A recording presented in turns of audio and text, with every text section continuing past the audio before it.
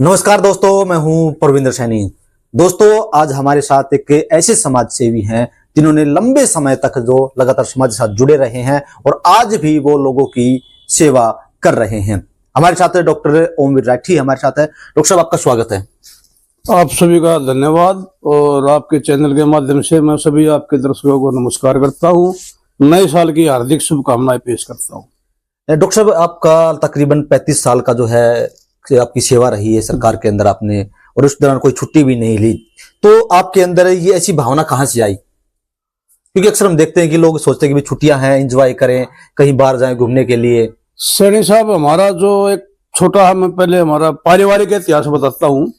हमारा पारिवारिक इतिहास ये है कि हम छोटू राम जी के आशीर्वाद मेरे ताऊ जी को मिला था। कभी मेरे ताऊ जी प्रकाश राठी हिसार में बहुत बड़े पोस्ट पर रजिस्ट्रार पर रहे हैं। उनकी अपॉइंटमेंट चौधरी छोटू राम जी ने दी थी और हम सबके मार्गदर्शक मेरे ताऊ प्रकाश राठी जी रहे हैं। उन्होंने हमारे में कार्य करने की भावना कूट कूट के स्टूडेंट टाइम से ही भरी। हम 10-12 कजन तो हम मेरे दादा के थे और ग्रैंडफादर पूरी एक्सटेंडेड फैमिली में है ना 25-26 कजन रहे हैं। तो मेरे ताऊ जी हमारे में कंपटीशन की भावना रखते थे। भाई वो तेरे से आगे निकल गया, तूने उससे आगे निकलना, पढ़ाई में कंपटीशन। तो एक पढ़ाई का और नौकरी का जज्बा हमारे परिवार में खून में कूट कूट के भरा हुआ है। ये चौधरी छोटू राम जी की सोच है। तो लेकिन हम आप जिस तरीके से आपने 35 साल में छुट्टियां नहीं ली अपनी 35 साल की सर्विस में, और इस दौरान आप जो है समाज सेवा जुड़े रहे, तो लोग छुट्टियों की तरफ ज्यादा आकर्षित होते हैं, हम अक्सर देखते हैं। तो आपने ऐसा क्यों नहीं किया? तो आदमी के सिद्धांत होते हैं जी। देखो, ये ऐसा कोई मेरा सिद्धांत नहीं कि भी मैंने ड्यूटी टाइम के बाद कोई ताश खेलना है या इधर उधर कोई महफिल क्लब में जाना है। मैं आर्य समाजी विचारधारा से जुड़ा हुआ हूँ। हमारा पूरा परिवार आर्य समाजी विचारधारा का है। नंबर 2, शिव भक्त रहे हैं हम, अभी भी शिव भक्त हैं। अब जो मैं सर्विस के बाद मेरा जो हॉस्पिटल चला रहा हूँ उसका नाम लॉर्ड शिवा आई केयर सेंटर है। तो आदमी क्या करेगा? खाली बैठेगा या दाएं बाएं घूमेगा या कहीं और कुछ करेगा? अपने ड्यूटी करिए, बच्चों के साथ अपना मस्त रहे और अपना काम करते रहे। छुट्टी की जरूरत यूं नहीं पड़ी। परमात्मा की दया से स्वास्थ्य हमारे पूरे परिवार का ठीक रहा और कोई ऐसा कोई हमारे अंदर वो गुण था नहीं कि भी उसकी वजह से छुट्टी लेना। ज्यादा मैं कोई घूमने फिरने का भी उसमें शौकीन नहीं रहा हूँ कि भी हिल स्टेशन पे जाना, इधर उधर जाना। अपने तक परिवार को हमने संभाल के रखा, अपने स्वास्थ्य को ठीक ठाक मेंटेन किया। माँ बाप के हमने, मेरे पिताजी 90+ के वो एक्सपायर हुए, मेरी माँ 90+ में एक्सपायर हुई। मेरे चाचा जी चाची जी अभी भी जिंदा हैं, वो भी 90+ में हैं। तो हमारे घर में लंबी आयु सभी की रही है। तो एक अच्छे जागरूकता, स्वास्थ्य के प्रति जागरूकता का ही उसका रिजल्ट है। डॉक्टर साहब, अगर मैं आपकी बात करता हूं तो आपने सैकड़ों जो है कैंप लगाए हैं, तो कितने कैंप लगाए, कहाँ कहाँ पर लगाए हैं और किस तरीके से जो है उसका आप अरेंजमेंट करते रहे हैं? मैंने 1987 में CHC सतनाली में मेरे करियर की शुरुआत की, सर्विस ज्वाइन की थी। सतनाली के अंदर 1987 में बहुत ही डेजर्ट एरिया होता था। आजकल तो बहुत ज्यादा डेवलप हो गया है, फर्टाइल हो गया है। तो उस टाइम सतनाली में चौधरी देवीलाल CM थे और रामविलास शर्मा जी शिक्षा मंत्री थे। तो सतनाली के अंदर जो चौधरी देवीलाल जी ने खुला दरबार लगाया था पूरे स्टेट का, सभी जिलों के DC SP वहां पे थे, खुला दरबार लगाया था मौके पे।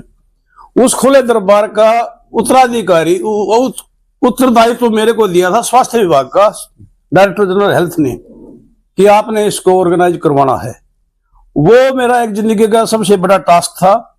मैंने उसमें, क्योंकि मेरा कुछ कॉलेज टाइम का अनुभव था, तो उसमें बढ़ चढ़ के मैंने हिस्सा लिया। और युद्धवीर सिंह मलिक IAS होते थे, युद्धवीर सिंह मलिक चीफ ऑर्गेनाइजर थे उस पूरे खुले दरबार के। तो उनकी सूझबूझ से, दिशा निर्देश से हमने काम शुरू किए थे।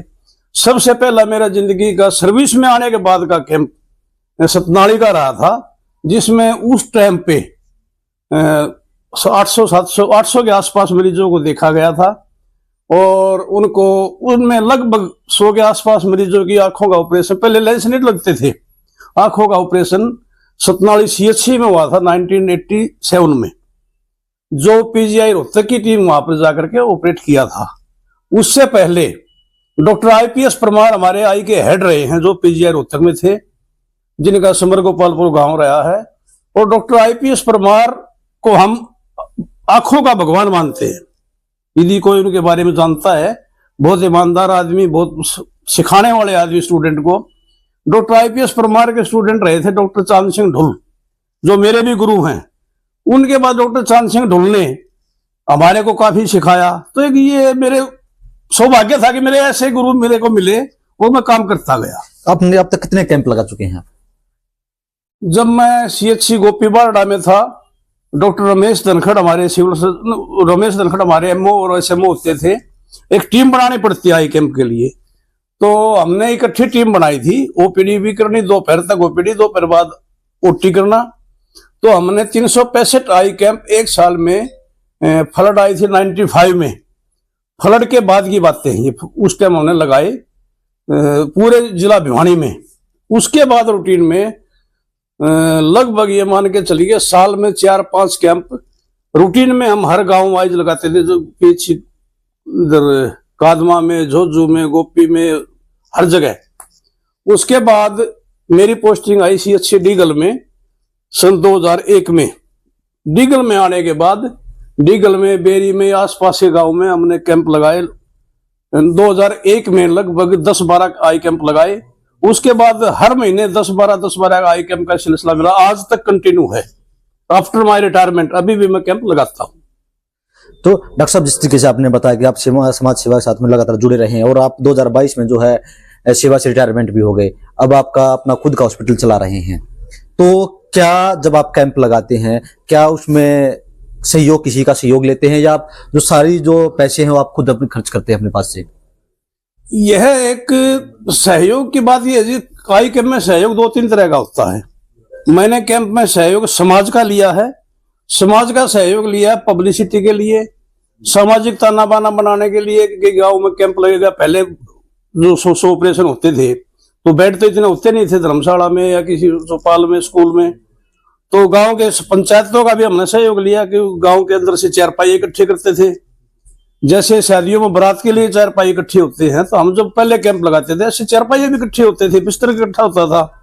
गांव की पंचायत वाले दूध, दलिया, खिचड़ी, क्योंकि पहले 5-5 दिन मरीजों को दाखिल रखते थे, उसके बाद हरी पट्टी बांध के छुट्टी करते थे। तो वो सारा ही सहयोग समाज का था, गांव का था, सरपंचों का था।